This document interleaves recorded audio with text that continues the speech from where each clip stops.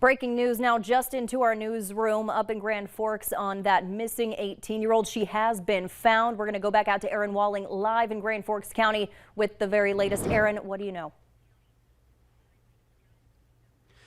Well, Stacy, the Grand Forks Sheriff's Office announced on their Facebook page that she has been found safe. Now, this was, she's been missing. They did a whole fence-to-fence search, hundreds of people involved trying to find her on the Air Force Base. But about 20 miles away from the Air Force Base here in Gilby, they believe they have found her.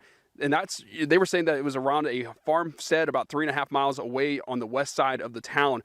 So it's just a joyous occasion, Stacy, as people were starting to get more and more worried, especially when you couldn't find her on the Air Force Base. So now the family is going to be reunited with Haley, and it's just a joyous occasion for everyone involved, especially those that spent hours upon hours, land and air resources trying to find her. Reporting live in Gilby, Aaron Walling, Valley News Live. All right, Aaron, thanks for that live report. Still many questions remain. Obviously, we'll continue to dig into that for more information for you in our later shows this evening. Well, this summer's dramatic jump in air travel has caused backlogs at airports all over the world. Now, one of the hardest hit places, London, is limiting how many passengers can leave.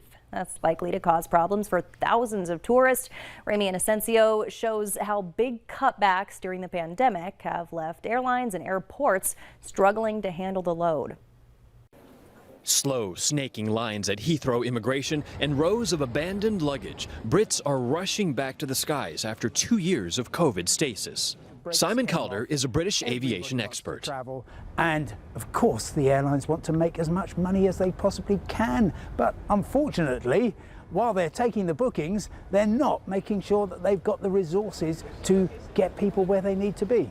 Those resources are employees. Many laid off during COVID, many jobs still unfilled. Getting an aircraft into the air requires 20 different skilled individuals. Unfortunately, of those 20, half a dozen of them are off doing something else. Not just in the UK, but across Europe, pilots and airport staff striking for better pay, leading to British Airways cutting nearly 30,000 flights come this August, Scandinavian Air Systems filing for bankruptcy protection in the US, and more European airlines facing walkouts. But if you can handle the hassle at departure, you might have a happy surprise on arrival for your next European getaway. Asia, but particularly China, simply isn't travelling abroad. The number of visitors from the US isn't going to be anything like the usual numbers.